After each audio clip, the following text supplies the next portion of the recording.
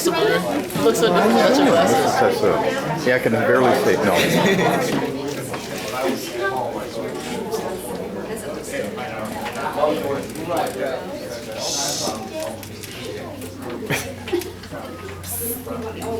It's the EJ and Jeans.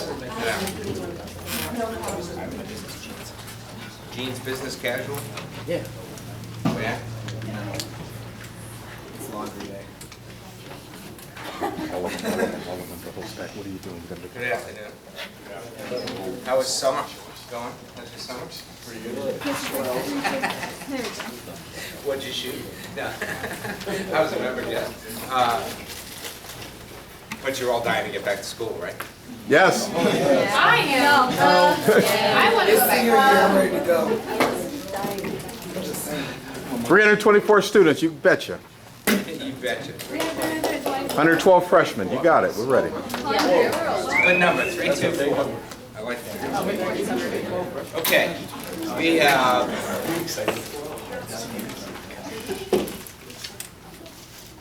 an exciting guest for you today. Mrs. Myers is going to introduce him in a minute. First, Mr. LaRocca would like to hand out the career matrix. We want to update it. I want to make sure we have the most up-to-date information. So if you just listen up to Mr. LaRocca, he'll give you some instructions.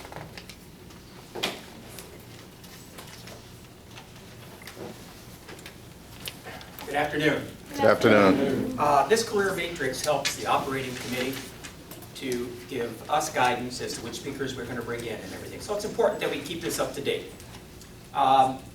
You'll see your name here, and there's a red X for your first choice and a black X in your line for your second choice. If that's changed now for any reason, just put a number 1 and a number 2. Number 1 being your first choice in the career. If we don't have your career up here, write it out on the edge. If for some reason we missed your name and Mr. V checked the list, your name should be on here. There's a blank down here, so just put your name in with a 1 and a 2. I'll start 3 sheets. The person on the end, just hold it and I'll collect them at the appropriate time. And just do this while the doctor's speaking. I appreciate that. I also, most of you remember me talking about engineering. And about 3 months ago, I brought in a bunch of my professional magazines. I told you to keep them, take them home. Wealth of knowledge in here. In the back, you'll find careers, who's being hired, what the qualifications are. There's projects in here, not only in civil engineering, but I have PE in here, professional engineer from Ohio. So there's mechanical, electrical stuff in here. So if you're interested in engineering, you don't have to have the X on the sheet. If for some reason you think maybe someday you'd like to be an engineer, just take a book, take it home, enjoy it. Yes. Thanks, Tom. Thanks, Rich.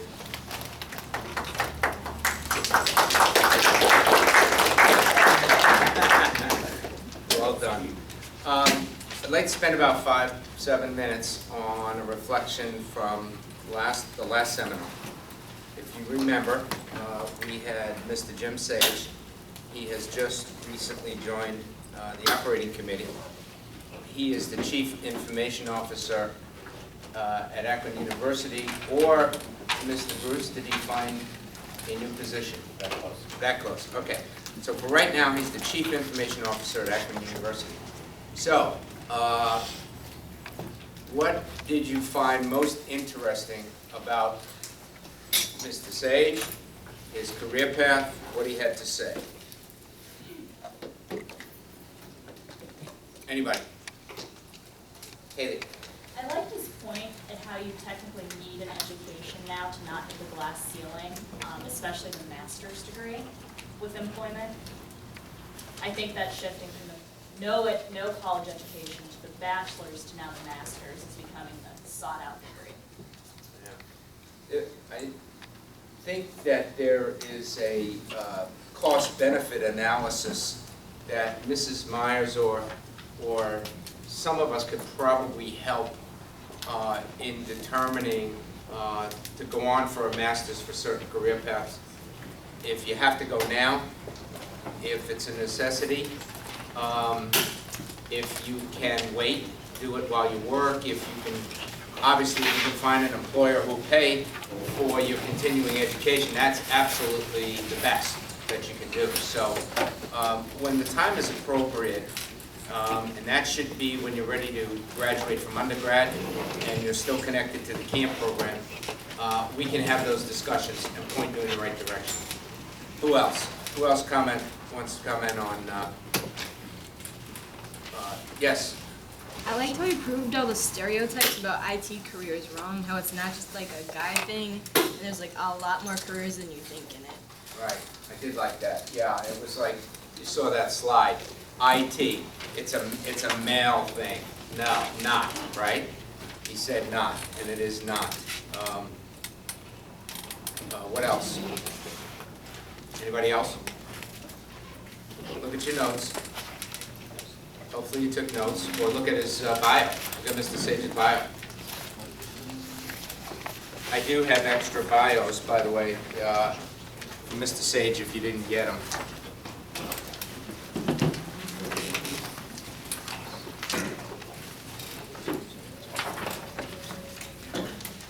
I will find them, and then we can hand them out.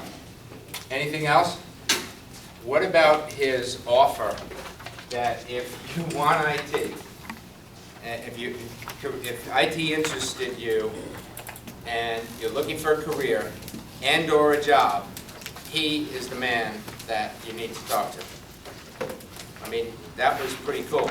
I mean, he said there's over 10,000 jobs available in Northeast Ohio in the information technology field. And I don't know, Mr. Seifert, maybe you can chime in, but wouldn't you suggest that that IT, if you're looking for a minor or you're looking for something, you know, to get some experience in, wouldn't you agree that IT is invaluable in the industry today? Yeah, I mean, I run a small company, a very small company, and just this year we've added 3 people to our IT company, and 2 of the boys started with us, and 1 of the girls. 2 of them started off at $75,000 just coming out of college. Because it just expanded. There's so much more to it than just keeping our computer systems running. There really is. I mean, there's so many security systems we got to be concerned about. And we use technology in terms of how we operate our company. Our people are out there with tablets working every day. So that's a big task, keeping 1,500 people working. So, I mean, and our head of IT, I mean, he's a great guy. Been out of school, I think, 5-6 years now, and I'm paying more than that for him right now. But it was tough to find Tom. I think that was the biggest thing is we went on an interview, and it took us about 2-3 months to be able to find someone that we wanted. I mean, there was a lot of people that had some experience, but you know, we kind of needed to take a leap, and we named him a director of IT. It took us 4 to 6 months to find the right person.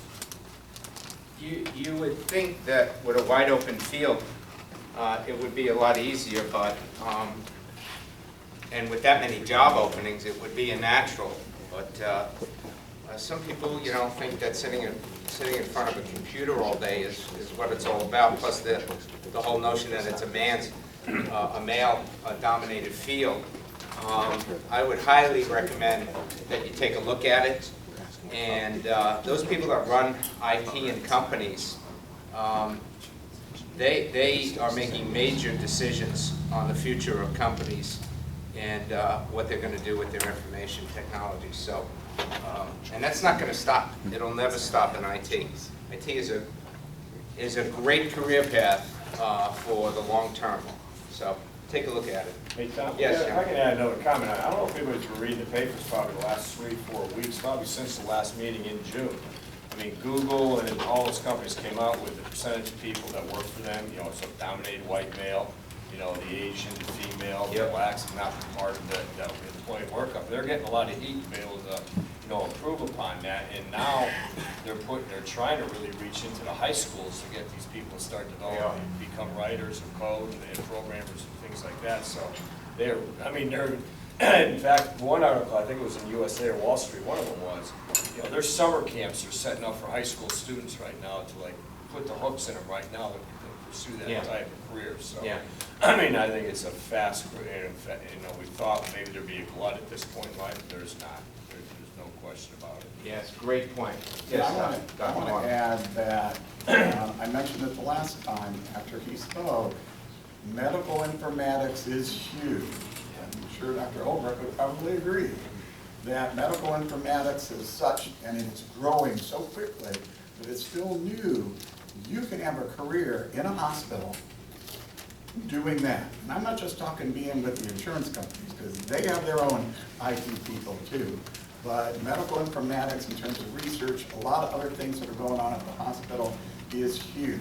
In fact, there's even talk about now being a medical informatics specialist. And I would just tell you, I'm only giving that as another option besides just thinking it's IT and all you're doing is working with computers all day. But this is actual research, and we're finding more and more there's a lot of data out there, but to put that data together and then make clinical decisions or appropriate decisions for how to run a hospital or how healthcare is going, it's taking people like that that takes the next step in medicine nowadays.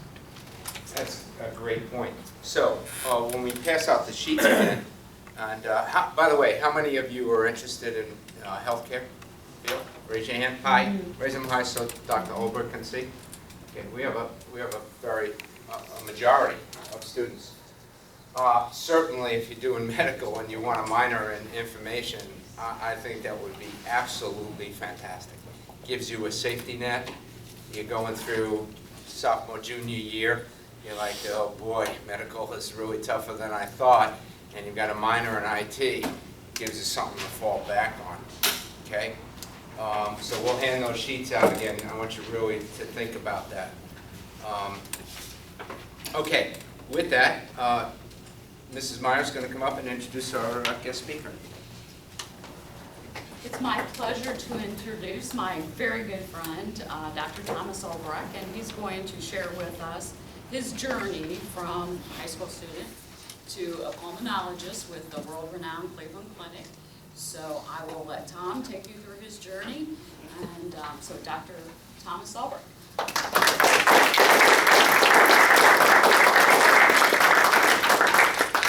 I was told I could use the stool if I want. I asked for the lectern. For as long as I have ever addressed a group of people, I've wanted to know 2 or 3 things. Are they here because they have to be or because they want to be? I'm told that most all of you are here because you want to be, so hopefully you'll find this informative, educational, and maybe even entertaining. I've also been told that you should start with jokes. A friend of mine once said to me, however, that chances are the jokes you're going to tell to this group of people are going to be horribly outdated or inappropriately dirty, so I'm not going to tell you jokes. But what I would hope to do is talk with you a bit about what I do, how I got to where I am, what I like about what I do, what I don't like about what I do, and then leave time for questions as much as I don't want to. Because traditionally when I've given medical talks, I keep 2 or 3 things in mind all the time. First is to keep in mind that chances are you know more about the topic you're presenting than your audience does. Secondly, that you should always keep in mind that different people in the audience are at different levels, so you've got to say something that appeals to all of them in their own personal way. And then my third point is that I always prepare enough material so that although there's supposed to be time for questions at the end, I've used all of the time that I'm allotted to have, and as such, there will not be time for questions at the end, because chances are I'm not prepared to answer them. So today, I'm going to follow along. Feel free to scribble on my bio. I thought about putting up slides. Every time I've ever gone to a medical lecture, at the end they ask you to critique the lecturer and the knowledge of the speaker and the mode of the presentation. And I decided not to use slides because in the large majority of cases, the speakers tend to stand and talk to their slides and the audience has fallen asleep. Besides the point that what I've been told about this group is that you want to hear about how I do, what I like about it, what I don't, then I'm not going to throw up a bunch of statistics. If you ask me questions about my statistics, I'll tell you, but actually that does remind me of a joke. But it'll be incredibly informative. So the joke I'll start with is, About 6 or 8 months ago, we interviewed a nurse practitioner because I was asked to staff 2 clinics for the Cleveland Clinic, one in Worcester and one in Medina. At the time I was asked to do it, I was the only one there. And I could only be there 2 or 3 days a week, and somebody else had been there for 3 to 5 years, and so there was a very full clinic and just me to take care of it. And so the department agreed to allow me to hire a nurse practitioner, and I had the option between, we narrowed the choice down to 2. A nurse practitioner had been doing what she'd been doing for over 20 years, plenty of experience taking care of pulmonary patients, lung disease patients, as well as she'd also worked as a nurse in a hospital. She'd also worked as a nurse in an intensive care unit, so she had boatloads of experience. And then the other one was an RN who had just finished nurse practitioner school the month before she applied for the job. And I elected to take the nurse practitioner who had just finished her training because I didn't want to have to worry about being compared to someone else that the other nurse might have worked with, about how I do things compared to how the person she used to work with did things. And mostly I wanted to be able to shape this person into the role that I thought she could serve. And she's more than exceeded my expectations. But the story comes up on the first day. She said, you know, Dr. Olbrich, when I met you and I interviewed with you, I asked you a lot about working for the Cleveland Clinic and I asked you a lot about the position, but I didn't learn anything about you. So, you know, before we start seeing patients, can you tell me a little bit about you? And I told her a very condensed version of the story I'm going to tell you today. And I said, so do you have any questions? And she said, you said you went into medical practice in July of 1986. I said, that's correct. And she says, you know, I wasn't even alive then. And I looked at her and I said, your first day, this is where you elect to go on your first day. And she said, you know, come to think of it, you might be as old as my dad. And I looked at her and I said, really, on your first day, this is where you're going. And she says, yeah, by the way, when were you born? And I told her I was born on February 29th, 1956. And she says, oh my God, you're older than my dad. So Mrs. Myers and I were speaking a few moments ago as we came in that it's very hard to remember being in these chairs. And it's also, from what I remember being in those chairs, frightening to be in these chairs. Because clearly you're giving some thought to your future, and you're in a place to gain the knowledge that these folks who are voluntarily here to help you acquire, so that you make good choices. I would suggest to you, before I talk about how I got to where I got to, is that you have time. And Mr. Venturella was impressed that here I put in my career path that I initially thought I wanted to be a dentist, and I'm now a lung specialist. And we'll talk about how that came to be, but you have time to make choices. Just every choice you make needs to be the right choice. And if it happens to turn out after the fact to be the wrong choice, you have to learn something from that choice so that you don't make that same wrong choice a second time and a third time and a fourth time. But anyway, today I am a lung specialist with the Cleveland Clinic. And so 5 days a week. 5 days a week I do outpatient clinical work. And I see patients rarely that come to me directly on their own. In the huge majority of cases, people in medical subspecialties see patients that are referred from the outside, from other physicians or other caregivers.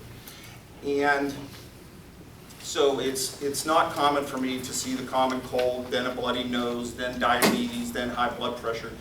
I see patients with asthma, I see patients with pneumonia, I see patients with emphysema, I see patients with pulmonary fibrosis or scarring in the lungs. I see patients both in the outpatient setting as well as in the in-hospital setting. And typically my day is set up so that I have a certain number of slots set aside for a new patient, a certain number of slots set aside for follow-up patients. And the follow-up patients come back at intervals depending on how stable or unstable they are. When I'm not seeing patients in this general pulmonary clinic, I am making hospital rounds. I have 2 partners with me now in Worcester and Medina, and so one of us is always in Medina Hospital making rounds on however many patients we currently have of our own admitted and how many may be consulted to us from other services. And if I'm not doing those things, then I am periodically scheduled to do procedures on patients. We do a couple of different types of procedures where we're looking down into lungs, taking samples, things of that nature. And then when I'm not doing that, I'm on 3 different committees with the hospital, Pharmacy and Therapeutics Committee, a Medical Ethics Committee, and I had previously been on the Lung Transplant Committee. So it's a pretty full schedule. Before I did this, I was actually 50 years old when I was offered this job. So I've been there for the last 8 years. Before I did this, for 20 years, I was in private practice with one other partner in Akron, Ohio. And we had a general pulmonary medicine practice, and we also did pulmonary medicine as outpatients and inpatients, but it was just 2 of us. And I joined him in practice in 1986, and for 20 years, I worked every other weekend for 20 years. Since I joined the Cleveland Clinic, I've worked 1 weekend out of 4. Part of the message I hope to communicate to you is the other thing that you want to look at besides learning from your mistakes so you don't make the same mistake twice is that you find balance in your life. You have to work really hard to be good at whatever it is you choose to do. Really hard. But you can't work so hard that you forget to take advantage of all of the other things that are around you in your life. And while I was at Akron City Hospital for 20 years, I also was involved with medical staff politics. I was elected as a representative of the Medical Executive Committee. I served on the hospital's board of directors. I also joined the faculty of Northeastern Ohio University College of Medicine, which was neo-UCOM back then in 1986 when I first went into practice.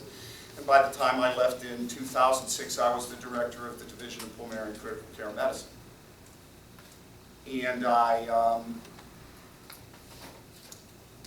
enjoyed all of that stuff. But all of the stuff other than my practice of medicine was volunteer work, like the work that these folks are doing. So that, I heard somebody mention something about salary or scholarship of $55,000. When I started my practice, when I joined my existing practice in 1986, my base salary was $55,000. Which today doesn't sound like a lot of money. It's a lot of money then, but it doesn't sound like a lot of money. When I left my practice in 2006, for the last 10 years before I left, I was making $180,000 a year. But I was working every other weekend. I was working 5 days a week. I was working 12 hours a day. And if you think about it, if it's every other weekend, so that's 26 times 2 is 52, plus the 5 days, 50.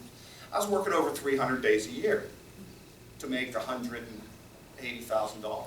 So is that $600 a day? Which you break down into however many hours, 12-hour days. It's a good hourly wage. And then when I took the job with the Cleveland Clinic, not only did they offer me a more favorable call schedule, but because they were looking for folks with clinical experience, I got a bit of a raise. So it's turned out for me at the age of 50 to have a very nice career alternative made.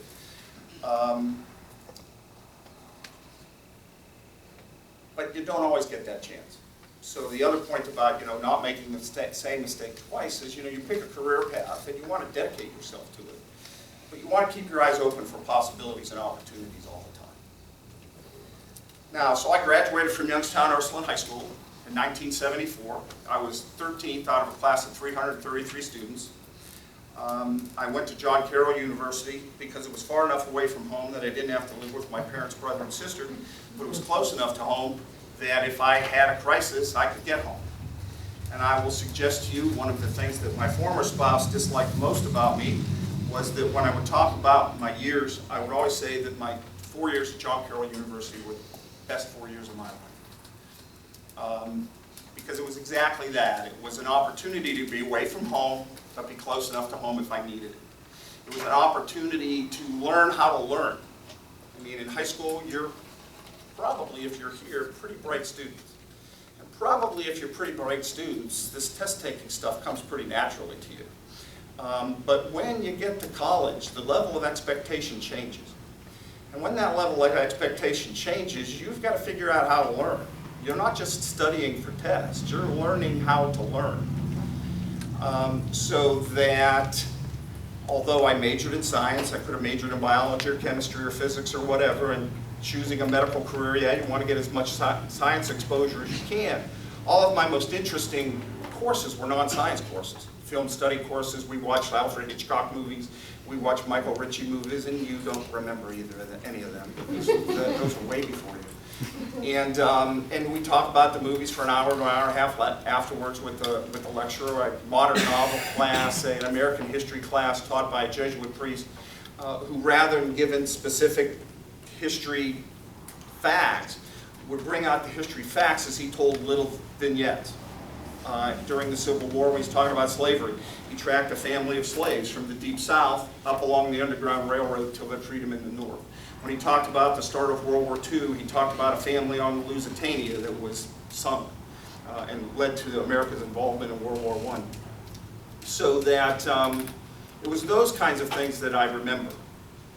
You'll get, my daughter, when she applied to college, she as well wanted to pursue a career in medicine, and I'll come back to this later.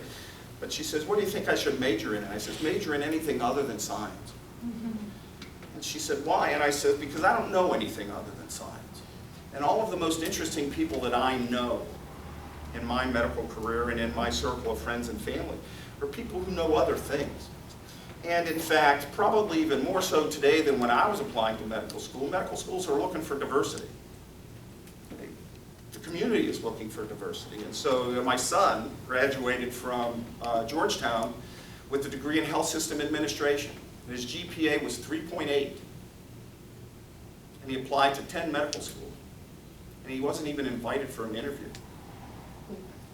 My daughter graduated from college with a grade point average of about 3.75 to 3.8, but she majored in Spanish and she minored in history. But she took enough science classes to fulfill the pre-med requirements.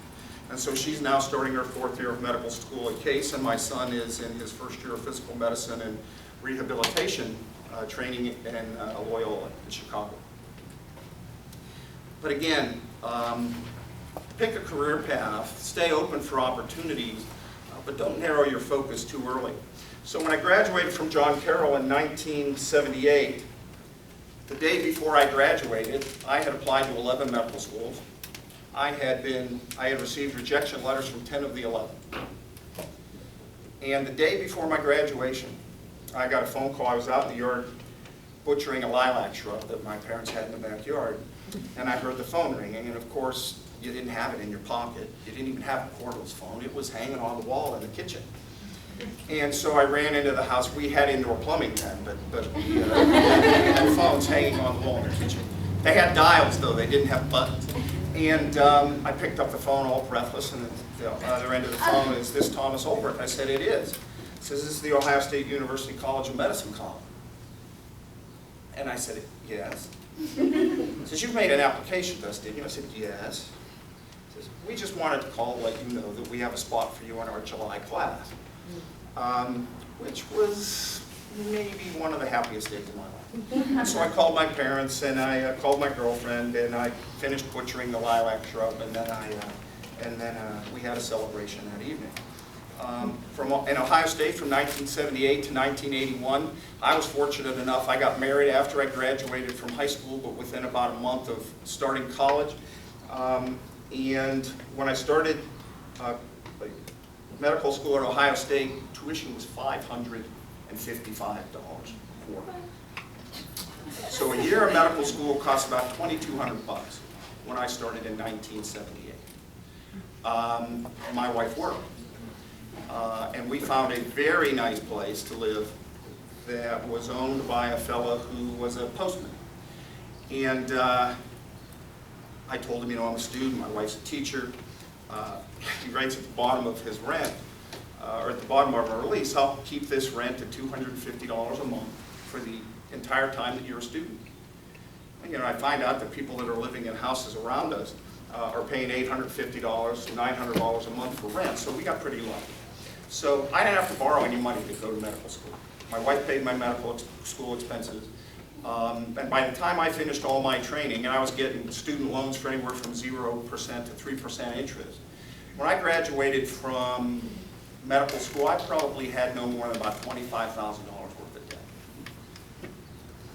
My son and daughter both went to West Reserve Academy in Hudson. For high school, their tuition was $25,000 a year.